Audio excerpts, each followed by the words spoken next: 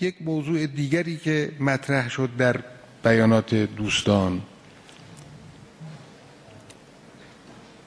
تخلفات یا حتی جنایاتی است که در خلال این حوادث از سوی نیروهای ناشناس انجام گرفته. اشاره کردید شما به مسائل کوی دانشگاه یا از این قبیل مسائلی که حالا کوی دانشگاه رو تکرار کردن چند نفر از دانشجویان عزیز. شبیه کوی دانشگاه مسائل دیگه هم اتفاق افتاده تو این مدت، یا مثلا قضیه کهریزک رو گفتن. این قضایا واقعا یکی از اون مشکلات و معضلات کار دستگاه‌های اجرایی است. اولا این رو به طور قاطع بدونید با اینا برخورد خواهد شد. حالا جنجال نمیخوایم بکنیم که دستور بدیم این دستور توی رسانه ها پخش بشه، باز یک پیوست زده بشه، باز یک پیرو زده بشه، باز تو رسانه ها. کار تبلیغاتی من دوست ندارم انجام بگیره، اما از اولین روزها دستور داده شده، کسانی دنبال هستن، منتها کارا رو باید درست با دقت با مراقبت پیش برن. در کوی دانشگاه در اون شب معین قطعاً تخلفات بزرگی انجام گرفته، کارهای بدی انجام گرفته. ما گفتیم پرونده ویژه‌ای برای این کار تهیه بشه و به طور دقیق دنبال بگردن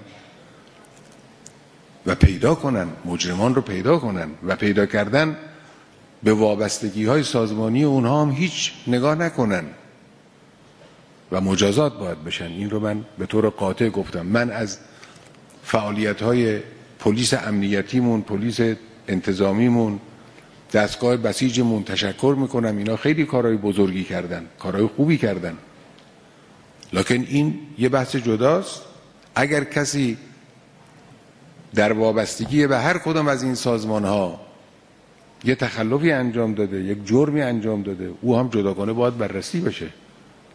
نه خدمت اینها رو به حساب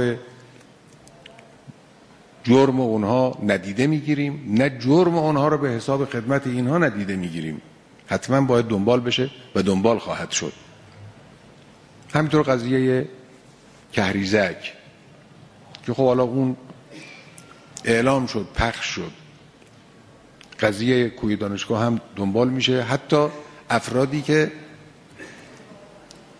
کسانشون در این قضایا یا به قتل رسیدن، تعداد معدودی هستن،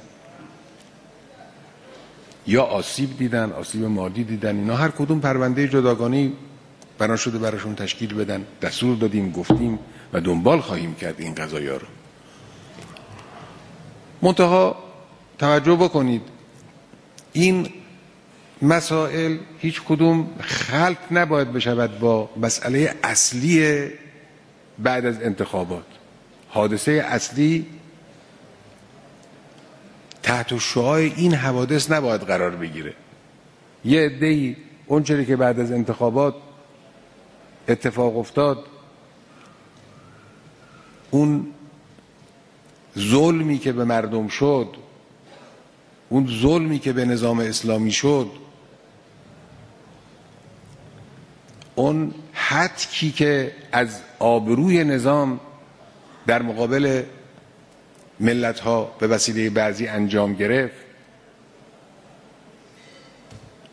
اینا همه رو ندیده میگیرن. مسئله فرض کنید که حالا فلان حادثه رو، زندان کهریزک رو یا قضیه کوی رو، قضیه اصلی این دوران بعد از انتخابات تا امروز قلمداد میکنن. این ظلم، این خودش ظلم دیگه است. مسئله اصلی مسئله دیگری است.